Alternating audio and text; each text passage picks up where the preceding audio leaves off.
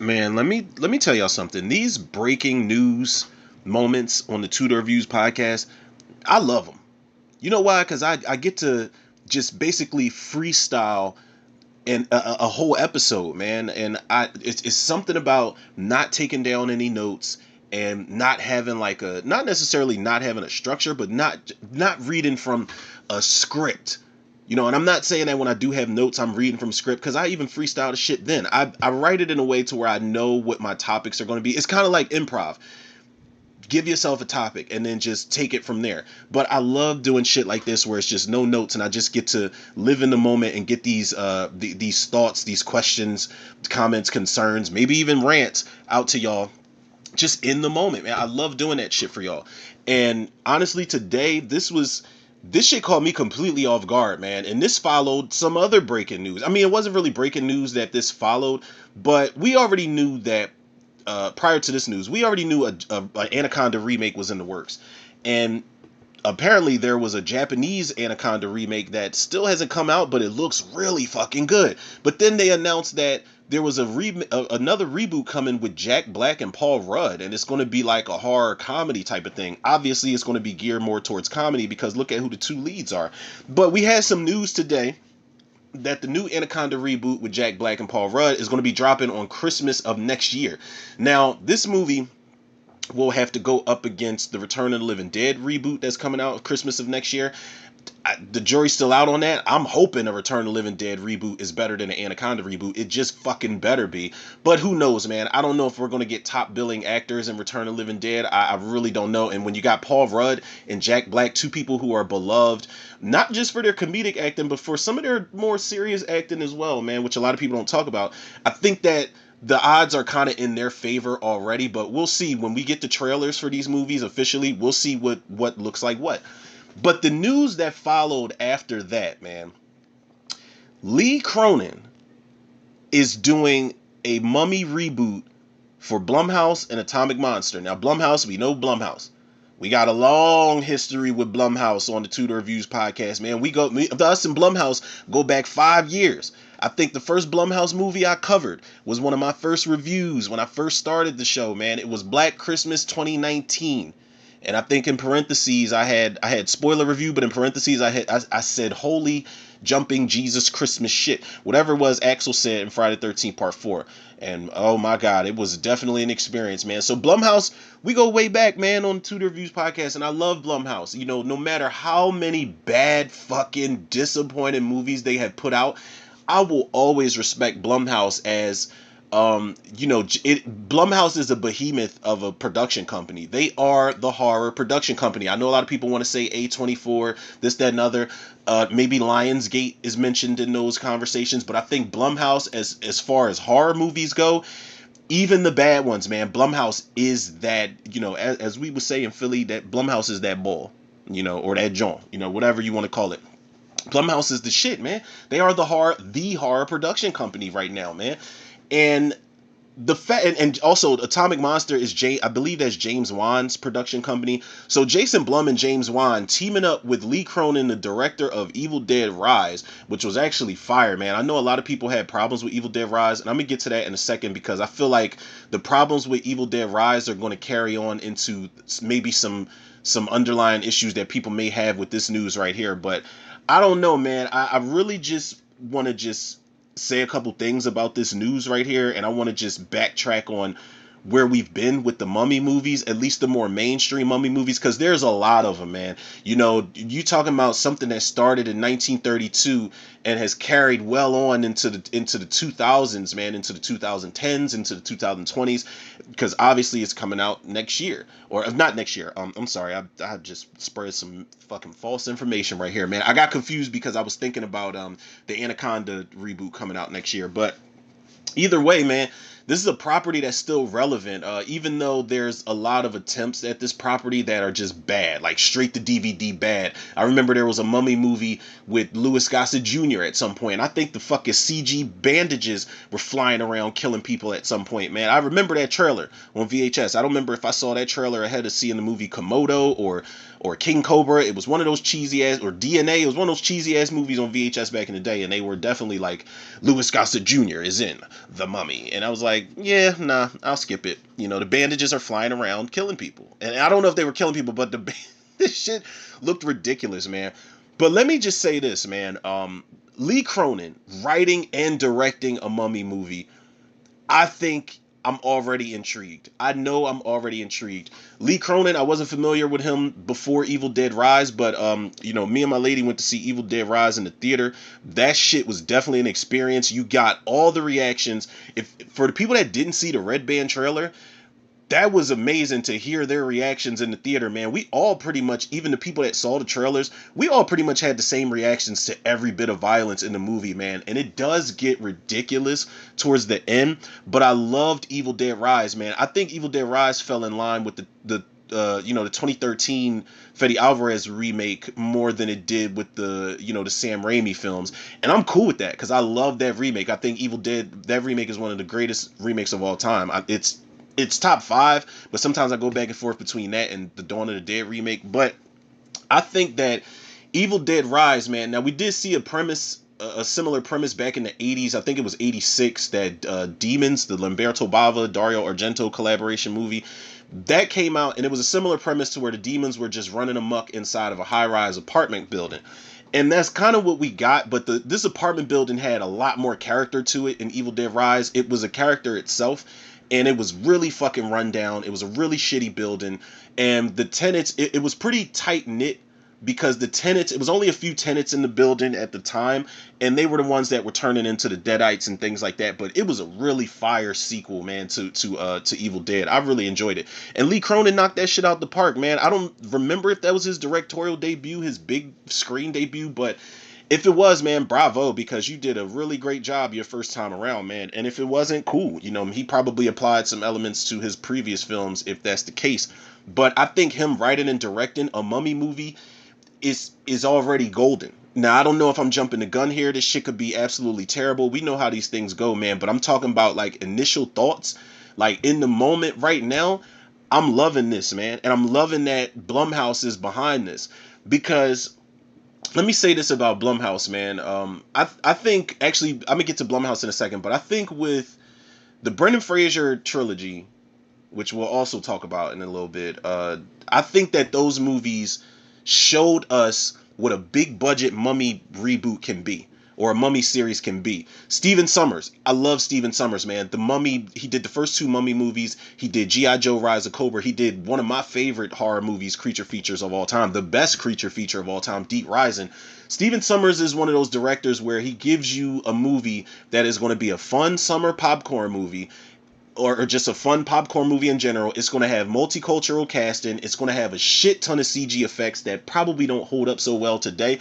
But he is a very ambitious and fun director, man. I will always respect that guy's ambition and just his execution of how he wants to get shit done and make sure that you enjoy the movies that are on screen.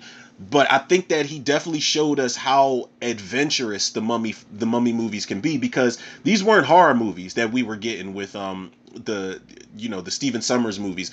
These were more of action adventure movies, more so adventure, man. It was Indiana Jones type of territory, especially with an Indiana Jones type of character, with Brendan Fraser's character, what was his name, Rick O'Connell or something like that. And this was kind of like it wasn't, I'm not saying a step up to try to down talk the 1932 Mummy. Like I said, the fucking Boris Karloff is amazing, but that movie was sort of horror, like I don't want to say thriller. I've got to go back and watch it. I was watching some clips of it today, and I think that the clip in that original Mummy movie where the guy's reading the words and Boris Karloff's mummy just wakes up and just takes that piece of paper, and then you see the bandages just dragging out of the door. I think that is a brilliantly executed scene, man. I love that scene. So I'm eventually going to go back and watch the original to gear up for this Lee Cronin shit, this news that we hopefully get more of. But the Brendan Fraser movies were definitely action adventure. They have horror elements to them, but they're not necessarily classified as horror movies. They definitely have horror elements with Imhotep coming back and the scarabs and things like that, and the locusts that are flying around all over the fucking place. There's a shot of the locust flying on the dad from Jumanji. The guy who was the dad from Jumanji, he was an anaconda and things like that. But that was just creepy and just nasty, because those locusts are just fucking disgusting, man. But The Mummy 2, I always say it's the T2 of the franchise because they just upped the ante. Went to the movies to see the Mummy 2, man, and that was the day that I realized that crotch rockets ain't for me. When I went to see, little side note, people, I'm pretty sure I've shared this story before. When I went to see the Mummy 2 in theaters with my friends, um, I definitely crashed on a moped. There was somebody we were going to the movies with, and we were chilling at his crib in the meantime until the movie started, and we were taking turns riding this moped that he had, and I don't know why I thought that, it was like it was pedal brakes. And I don't know why I thought it was like handle brakes. So I kind of like panicked in the moment, and I hit the handles. And I'm like, oh shit, I just hit the gas. But by the time I had time to think about it, I hit this pothole that was in the driveway, banged the fuck out. They thought I was dead. No, I got up, peroxide, band-aids. Let's go across the street to the movies and see The Mummy Returns, man. That was one of the greatest theater experiences I've ever had, and I saw it with my friends. But it is the T2 of the franchise, man, because they up the ante with everything. And the emotional stakes are crazy because Rick O'Connell has a kid and things. I know a lot of people don't like The Mummy, Tomb of the Dragon Emperor. Rob Cohen, the director of Fast and Furious, did that one. But it is still very much a mummy movie, and Brendan Fraser's in there. I know they recasted the son. I know they recasted the wife. Maria Bello instead of Rachel Weisz is in it. And I know Jet Li was the mummy, but I loved it, man. Michelle Yeoh definitely boosted things up. There's some really cool moments in there. And then you get to the 2017 Mummy with Tom Cruise. And I remember being so excited about the Tom Cruise movie when that trailer dropped. I was like, holy shit, like, first of all, Tom Cruise. It's fucking Tom Cruise in the Mummy movie, man. The Mummy, they turned the Mummy into a female. I wasn't bitching about that. I know a lot of people were. Y'all will get over it. Y'all gonna cry in the car. But I was like, damn, she looks badass when she's in her, kind of final form as the Mummy. And they try to recreate the sandstorm sequence. There's little Easter eggs in there. But I said, yo, if we're going back to the horror roots of this shit, then so be it in 2017. And then I saw that movie, and it was one of the biggest fucking disappointments of 2017, man. All that shit they tried to crowbar in and jumpstart the dark universe and all of this shit, man. I feel bad because Russell Crowe had plans for the franchise. Tom Cruise had plans. That actress had plans that played the Mummy. Johnny Depp was supposed to be the Invisible Man. Javier Bardem was supposed to be Frankenstein's monster. I think Angelina Jolie was supposed to be the Bride of Frankenstein. They were up to their neck in A-list casting, man, and plans, and that shit just bombed, and they didn't even get a chance to get it off the ground. But that being said, man, if we're looking at how far we've come with these Mummy movies, and how big of a budget we can get with these Mummy movies, I think Blumhouse, I'm sorry, man, I'm just going to say it. And I know I got a little sidetracked, but I'm going back to my thoughts here. Blumhouse is the perfect spot for this, man, because they're going to make this movie cheap. I don't think, don't get me wrong, I love a big CG extravaganza in a Mummy movie, man. Those Brendan Fraser movies are entertaining as shit. And as bad as that 2017 Tom Cruise Mummy reboot is, some of the effects and the set pieces are really great, man. The sequences are really cool, but the movie's just a dud overall. That's great and everything, but I think the Mummy is one of those OG movie monsters. You don't really have to put a lot of fucking money behind it, man. You can keep this thing close to the vest, and you can focus on the horror as opposed to focusing on the CG. And this is one of the reasons why I think Lee Cronin is cool for this job, man, because he gave us now, Evil Dead has always been a little claustrophobic. They're usually in a cabin. I think the most free reign we had at the time with an Evil Dead movie was Army of Darkness. And that's my favorite of the Sam Raimi trilogy, by the way. But then the reboot, we go back to a cabin. And, Evil Dead Rise, we're back in, it's claustrophobia. We are in this rundown apartment building, and we spend a lot of the time in the one apartment that our main characters are in. So for him to do the Mummy, I'm not sure how much of a scope he's looking for with this film, but I'm hoping this is a claustrophobic type of thing, man. I don't remember much of the original Mummy and just how much we got a lay of the land. I don't know how claustrophobic it may have been, but like I said, I'm going to go back and watch it. But if we get a Mummy film from Lee Cronin and Blumhouse that is focusing on the horror more than anything. Let me read what Lee Cronin said, man, because I'm not about to play with y'all. I ain't about to play with y'all. Lee Cronin says, and I quote, This will be unlike any mummy movie you have ever laid eyeballs on before, he said in a statement to THR. I'm digging deep into the earth to raise something very ancient and very frightening. He's talking like he's about to. I think on the set, Lee Cronin, like the producers are probably going to get nervous because he's probably going to go. He's probably going to want to go to Egypt and dig up an actual mummy, and they're going to be like, "Hold on, man! Like we got lawsuits and shit that we do here, man. We can't do this." But listen, man, I it's a brief statement, but I like what he's saying.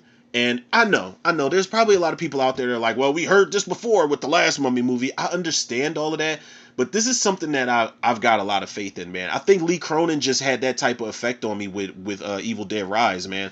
And Evil Dead Rise is not a movie I watch a lot. It falls in line with all of the other ones. I don't really watch the Evil Dead movies a lot. It's almost on the verge. It's almost like it's on the verge of the Hellraiser franchise, where I have to put myself in a certain mood and get ready for what I'm about to watch, because the movies are just so fucking insane, man.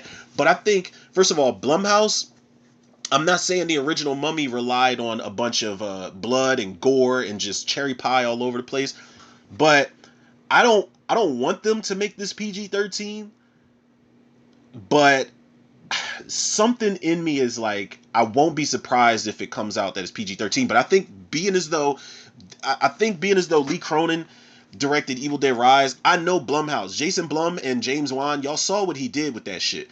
And the violence was handled very well. That shit was very brutal. It was visceral as hell. And there was definitely some cringe moments. I think this needs to be rated R. If it's PG-13, then I won't be surprised, and I'll be like, okay, I can live with that. I made it through 3 or 4 Mummy movies that were PG-13 after the original from the 30s. But I think this is something that should be rated R, man. This is kind of taking me back to the fact that I wish, what is it, Lot 249 from the Tales from the Dark Side movie, the one with Christian Slater and Steve Buscemi and Julianne Moore, the movie they were in, or the segment they were in with the mummy that rises and he's pulling people's brains out with the hanger. Like, we could go in that type of territory, man. And I swear to God, if y'all don't take the golden opportunity to pull somebody's brain out with a hanger in this Mummy reboot, I'm gonna be very disappointed. But I don't know, man. Honestly, I did want a 4th Mummy movie with Brendan Fraser, and that could actually still happen, because this is under Atomic Monster, Blumhouse, and things like that. The other Mummy rights, I believe, are still under Universal. I don't know how this works. It's not every day I look up the rights for the Mummy and things like that, but I don't know, man. This is just some news overall. I didn't want to take up too much of y'all time with this, but I just definitely had to vent about this and say that I think Blumhouse is planning something very special, man. And I know there's a lot of people out there that are going to talk shit and be like, yo, you got too much faith in them. They're not planning nothing. But listen, they let Lee Whannell direct The Invisible Man, right? Now, first time around, I was very hard on that movie, pause. But I didn't like it, the twist was awful. Like, the invisible suit man, like, instead of a mad scientist, you're just a professor in optics and shit.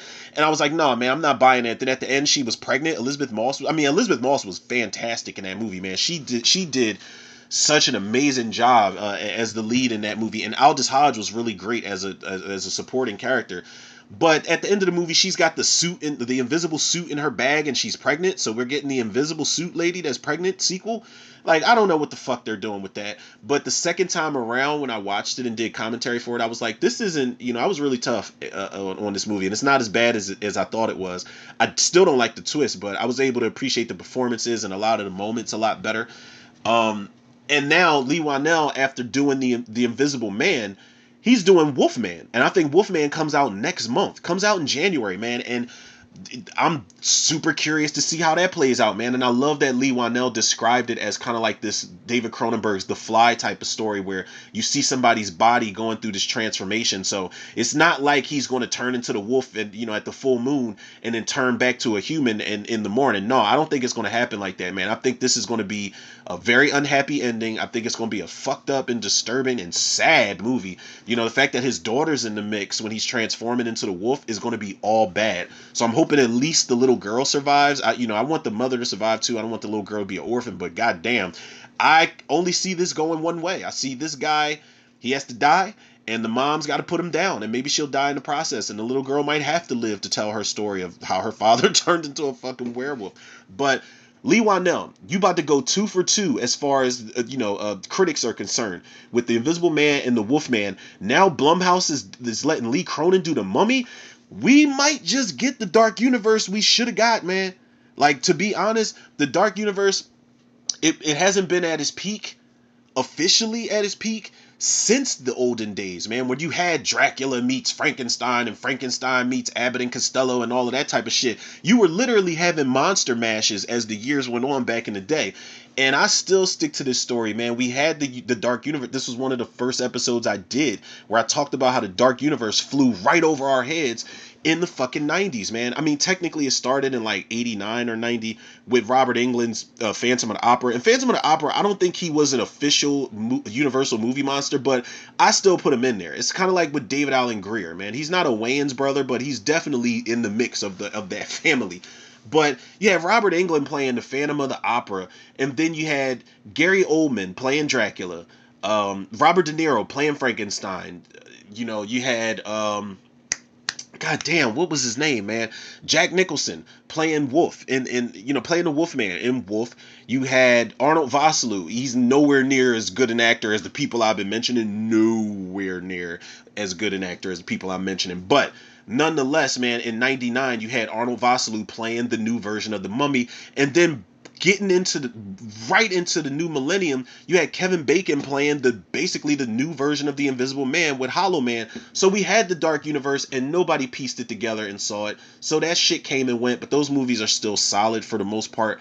And then we had the Dark Universe failed after one movie. But even in the midst of that, man, we had Dracula Untold. You had Victor Frankenstein. You had, I think The Shape of Water is the closest thing to a Creature from the Black Lagoon reboot that we've ever gotten. So you kind of had that in the mix, man. It was all of these movies that you could have pieced together and made yourself a Dark Universe, and they just never got it done, man. There's been tons of Dracula movies. They had that I, Frankenstein bullshit.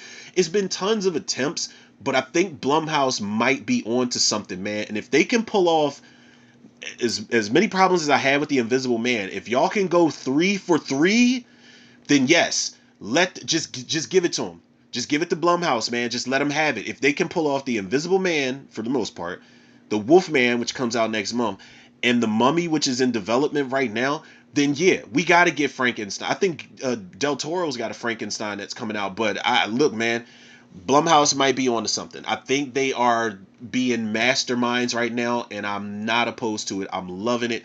I love that Lee Cronin is about to direct this movie, man. And no diss to any of the Tom Cruise 2017 Mummy. Again, man, it's got cool ideas, but y'all fucked yourselves by just making that movie dull, man. It was basically Mission Impossible with the Mummy. It's just Tom Cruise just running around. Yo, I can run. Cardio is still a thing. He never skips leg day. That was basically what that fucking movie was. But I love the actress that played the Mummy. Let me see what that actress's name is. I can't keep disrespecting her like that. I gotta put some spec on her name. Sophia Boutella. She's great in the Mummy, man, and she's got a really interesting look that they gave her in that movie. But it just that movie was just shit, man. And like I said, I enjoy the Brendan Fraser Mummy trilogy. I think it's a trilogy that people don't talk about enough. I think that because the third movie was not as good as the other two, that people kind of rule it out. But I think that third movie is entertaining as shit. It gives you everything that the other movies gave you, but it's a little weird seeing Maria Bello as Evie as opposed to Rachel Weisz. And it's kind of weird that Alex, the son, his accent just disappears. Like, I don't know where his accent went with the rest of the film. I don't know. But it's entertaining as shit, man. And then if you go back to the 1932 Mummy, like I said, that's one that I definitely plan on, especially because in the wake of this news, I've been watching clips of it back to back. That's one that I have to go back on and watch, maybe do a commentary for y'all. But I'm excited for this, man. I had to get that out to y'all. I'm excited for whatever Blumhouse and Atomic Monster and Lee Cronin have planned. I think that this is going to be, I'm speaking it into existence, man. This is going to be a great Mummy movie. This is definitely going to it's going to fulfill franchise fans that didn't get what they wanted in 2017. I just think that everybody was just so, for the most part, was like, why would y'all even do us dirty like this, man? We deserve better. And honestly, if they make this, and they also on the side, Universal makes another Mummy movie with Brendan Fraser, I'm with that shit too, man. But you gotta bring back Rachel Weisz. Bring back like, I don't know, the actor that played Alex didn't do a bad job, but it wasn't the same kid. I could see the likeness for sure. It looks like Alex for sure, and he is definitely his father's son. As far as like adventure and being a stubborn motherfucker, like I love that dynamic between Brendan Fraser and the guy that plays Alex in the third movie. But if they do another film, man, you got to bring back the returning characters. Oded Fair has to come back. You have to now. As far as who would be the Mummy, I don't think they should bring Arnold Vosloo back. Just cast somebody else as the Mummy. But if they made two mummies at the same time, I'm cool with that. And I hope Brendan Fraser sees this news of, I hope his agent comes up to him. Yo, man, you saw the news? Lee Cronin about to do a Mummy movie, man. I hope Brendan Fraser's like, yo, get my people that was behind The Whale and all of that shit, get them on the horn, man. Do they not know I just won a motherfucking Oscar and I can come back? And I think Brendan Fraser deserves another shot at the Mummy. Simply because he expresses interest in it. He's never down talked the films at all, not even the third one, because it wasn't well received. And Brendan Fraser was going to be Firefly in the DC universe for the Batgirl movie. And the more that I thought about that film, the more I'm glad that, or the more I'm mad actually, that it didn't happen. And Brendan Fraser looked like he was going to play a cool villain, man. He had like a cool costume. They had it pretty grounded in the world that they were creating for Batgirl. Michael Keaton was going to come in that. I think Leslie Grace was the actress's name that was going to play her. But yeah, Brendan Fraser deserves every bit of success he can get, man. He's got one of the best comebacks in Hollywood since like Robert Downey Jr., for God's sakes, man. So if they make two Mummy movies at the same time, I'm cool with that.